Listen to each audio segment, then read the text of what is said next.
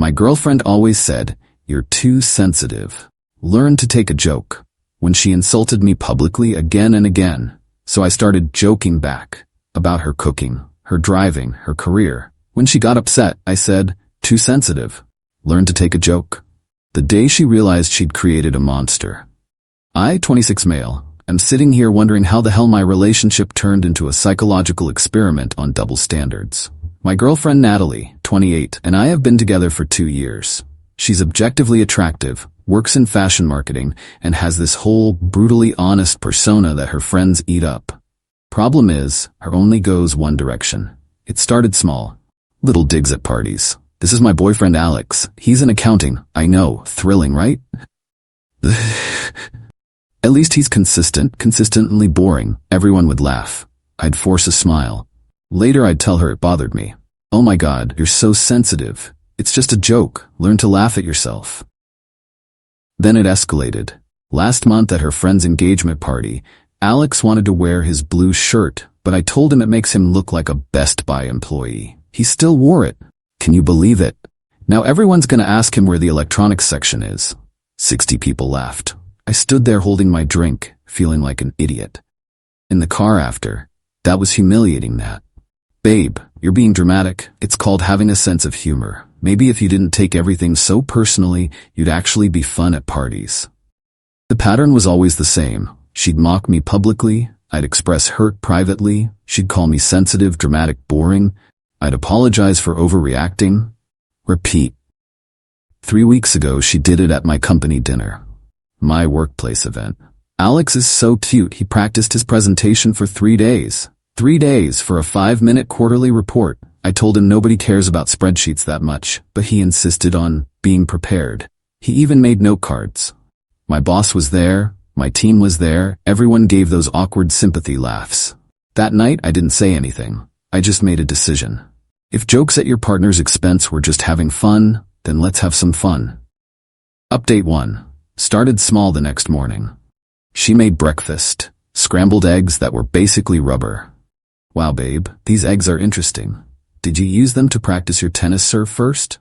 "I mean, they're so bouncy I could probably use them as stress balls at work." She froze. "That's mean." "It's just a joke, Nat. Don't be so sensitive." She glared but said nothing. That weekend, her friends came over for wine night. Natalie was telling them about her new campaign at work. "Oh yeah," I interjected. "Nat's Instagram campaign, the one where she spent 3 weeks choosing between 2 identical shades of beige? Revolutionary stuff. Really pushing boundaries in the beige community." Her friends looked uncomfortable. Natalie's face went red. "Alex, that's my job you're talking about. And accounting is mine. But that's never stopped you. Come on, babe, learn to laugh at yourself." The car ride incident was next week. She was driving us to dinner and nearly rear-ended someone while texting. At dinner with her parents, I casually mentioned, "Your daughter's driving is an adventure." Today she almost introduced us to the car in front of us because she had to respond to a meme. Multitasking queen. Well, if you count almost causing accidents as a task. Her dad laughed nervously. Her mom looked concerned. Natalie was speechless. In the bathroom she cornered me. "What the hell is wrong with you?" "Nothing's wrong. I'm just being funny. You know, having a personality, being fun, all those things you say I should be." "This isn't funny, it's cruel." "Weird, because when you do it, it's hilarious." The realization started to dawn on her face. This is about the company dinner? This is about 2 years of being your punchline, Nat. She stormed back to the table. Dinner was awkward. Her parents kept trying to make conversation while we sat in icy silence. Update 2. Natalie tried to have a serious talk that night. "You're being vindictive," she said. "I'm being hilarious," I corrected. "You just need to develop a sense of humor." "This is different." "How?" Because you're doing it to hurt me." "And you were doing it to what exactly? Express your love?" She couldn't answer that. The next few days were tense. She stopped making jokes about me, but she also stopped talking much at all. Then came Friday, her company's cocktail party. She introduced me to her boss, Miranda, a woman she desperately wanted to impress. "This is Alex," she said carefully. "Oh, Alex," I said brightly. "Nat talks about you all the time, Miranda. She does the funniest impression of your morning meetings. Show her, babe. Do the thing where Miranda explains synergy. Natalie went pale. That's not. She's being modest. It's spot on. The voice, the hand gestures, everything. Had the whole apartment dying last Tuesday. Miranda's smile tightened. How interesting. Later, when her coworker complimented her dress, I jumped in. She should look good in it. She spent 4 hours shopping for it. 4 hours. For one dress. I told her, babe, it's not the Met Gala, but you know Nat. She treats every event like it's Fashion Week. The coworker laughed uncomfortably. Natalie excused herself to the bathroom. When she came back, her eyes were red. Happy now? She whispered. I'm having a great time. This is what you wanted, right? For me to be more fun at parties? The ride home was silent until she exploded. You're ruining my reputation. The same way you ruined mine at my company dinner? That was different. People know I joke around. And now they know I do too. Congrats, babe, you got exactly what you asked for. A boyfriend who can take a joke and give it back. Isn't this fun? She started crying. Real tears, not manipulation tears. I didn't realize. Didn't realize what? That being publicly mocked hurts? That being someone's constant punchline is exhausting? That having your partner undermine you in front of people you respect feels like betrayal? She was quiet for a long moment. I thought you knew I didn't mean it. But everyone else didn't know that. They just saw you constantly putting me down for laughs. Update 3. You'd think that conversation would have been the end of it. Nope. Natalie went nuclear. Instead of apologizing or self-reflecting, she decided I was the villain. She called her mom crying, telling her I'd humiliated her in front of her boss. Her mom called me. Alex, Natalie is very upset. This isn't like you. Actually, this is exactly like Natalie. I'm just matching her energy. Did she tell you about the 2 years she spent mocking me publicly? She says those were just little jokes. Would you think it was funny if your husband constantly told people you were boring? Or mocked your career? Or made fun of how you dressed? Silence. Then, maybe you two should consider counseling. Natalie's friend group got involved next. Her best friend Brittany texted, "Hey, Nat says you've been really mean lately. Everything okay?" I responded, "Everything's great. Just developed a sense of humor like Natalie always wanted. Funny how she doesn't like it when the jokes go both ways, though." Brittany, she's really hurt. Yeah, being the butt of jokes hurts. Who knew? Then Natalie tried to flip the script on social media. Posted this long thing about toxic relationships and when someone you love becomes someone you don't recognize, and emotional manipulation. The comments were all supportive until I commented, "Interesting perspective from someone who spent 2 years telling rooms full of people I was boring. Remember the engagement party? The company dinner, that comedy night where you literally used our relationship as a stand-up routine?" She deleted the post within an hour. But the kicker came Saturday. She organized a girls' intervention brunch and accidentally included me in the group chat planning it. "Brittany, we need to help Nat deal with Alex's emotional abuse. He's becoming a different person. It's scary." Her sister, has he always been this vindictive? No, he used to be sweet, just boring and safe, you know? Now he's mean, boring and safe. That's what she really thought of me. I screenshot everything and sent it to her with one message. "Now I understand. I wasn't your boyfriend, I was your entertainment." Update 4. Natalie panicked when she realized I'd seen the group chat. "That's not what I meant. Boring and safe? That's literally what you meant.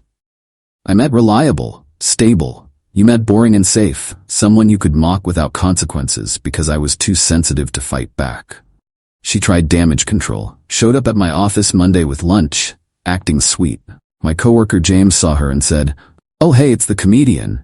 Alex told us about your tight five at the company dinner. Real funny stuff about his note cards." She turned red. I was just being hilarious, right? I said, "James, did I tell you about her driving? Comedy gold." She left without saying goodbye. That night, she went full victim mode. Had her mom call me again, "You're being cruel to my daughter." I'm being exactly what she taught me to be. 2 wrongs don't make a right, Alex. You're right. That's why I'm ending this. Tell Natalie we're done. You're breaking up with her through me? No, I'll tell her myself. Just wanted you to know since you're so involved. I went home to find Natalie in my apartment, She had a key, surrounded by tissues, laptop open to apartment listings. You can't break up with me, we live together. No, you stay here most nights. Your name isn't on the lease. Your stuff is here, but you have your own place. I basically live here, then basically move out. She switched tactics. I'll change. I'll stop making jokes. It's not about the jokes anymore, Nat. It's about the fact that you genuinely see me as boring and safe, a placeholder, someone to mock for entertainment. That's not true. Your group chat says otherwise. She started ugly crying. You weren't supposed to see that. That makes it worse, not better. I love you. You love having someone stable to come home to while you play cool girl for everyone else. You love having someone safe who won't leave when you treat them like garbage. Please, Alex, we can work through this. Work through what? The fact that you spent 2 years publicly humiliating me, or the fact that when I gave you a taste of your own medicine, you immediately painted yourself as a victim? She grabbed her phone. I'll delete everything. I'll apologize publicly. For what? For telling everyone I'm emotionally abusive? Or for finally being honest that you think I'm boring? Final update. It's been 3 weeks since I ended things. The fallout has been educational. Natalie went through the stages. Denial, kept texting like we hadn't broken up. Wanna grab dinner? Miss you, this is silly, come over. Anger, you're a psychopath. I wasted 2 years on you. You manipulated me. I should have listened when people said you were too boring for me. Bargaining, what if I go to therapy? I'll make a public apology, can we just start over? I'll never joke about you again. Depression. Started posting sad quotes on Instagram. Sometimes the person you take a bullet for is the one behind the trigger, kind of cringe. Acceptance. Just kidding, she never got there. Instead, she tried to rebrand the whole thing. Told everyone I'd suddenly become abusive and she barely escaped. Posted about surviving emotional manipulation and red flags to watch for. The red flags she listed were hilariously specific. When they can't take a joke but make cruel ones. When they embarrass you in front of your boss. When they turn your friends against you. When they make you feel crazy for having feelings. Girl was literally describing herself. Her friends bought it at first. Brittany even texted me, I hope you get help for your anger issues. I replied, the only thing I'm angry about is wasting 2 years with someone who thought I was a joke. But the truth has a way of coming out. Her coworker Tom, who'd witnessed both her years of mocking me and my recent returns, reached out. Hey man, just wanted to say I get it. She used to make fun of you constantly at work events. The boring boyfriend stuff got old. You just gave her a taste of her own medicine. He wasn't the only one who noticed. My friend Mike's girlfriend told me Natalie had tried to commiserate with her about difficult boyfriends, and she shut it down. I told her, Natalie, you literally spent an entire dinner party making fun of Alex's hobbies. Remember? You called his gaming setup his virgin fortress in front of everyone? Oh yeah, forgot to mention that gem. The last interaction was yesterday. She sent a long email about how I broke her, and she can't trust anyone now, and she's in therapy because of my psychological warfare. I responded, Natalie, I treated you exactly how you treated me for 2 years. The only difference is you had to experience it for 3 weeks. If 3 weeks of your own behavior broke you, imagine how I felt after 2 years. Don't contact me again. She forwarded that to her friends as proof of my cruelty. Brittany actually called me. That email was harsh. Which part? The part where I pointed out the double standard, or the part where I asked to be left alone? You know what you did to her. I literally did exactly what she did to me. If it was wrong when I did it, wasn't it wrong when she did it? Long pause. That's different. Foul. She hung up. Here's what I learned. Some people genuinely believe they're entitled to treat you like garbage and expect you to smile about it. They'll call you sensitive, dramatic, boring, anything to avoid acknowledging that they're just mean. And when you mirror their behavior back to them, they'll cry abuse faster than you can say, double standard. Natalie wanted a boyfriend who could take a joke. Well, she got one. Turns out she was the one who couldn't take it. My only regret? Not doing it sooner. 2 years of being someone's punchline, thinking I was too sensitive, doubting my own feelings. All because she convinced me that cruelty was comedy and boundaries were weakness. Now I'm dating someone new, Rachel, she thinks I'm funny without needing to mock me. Wild concept, right? She actually laughs with me, not at me. Last week at a party, someone asked how we met. Rachel said, dating app. His profile said he was an accountant who games and makes spreadsheets for fun. I thought, finally someone honest. Her friend laughed. Spreadsheets for fun? Rachel smiled. Right? How refreshingly weird. I love it. No punchline, no mock embarrassment, just actual affection for who I am. Natalie texted me from her friend's phone last night. Saw you with someone new. Guess you moved on quick for someone who claimed to love me. She looks boring too. Perfect match. I didn't respond, but Rachel saw it over my shoulder and said, is that the ex who thought making fun of you was a personality trait?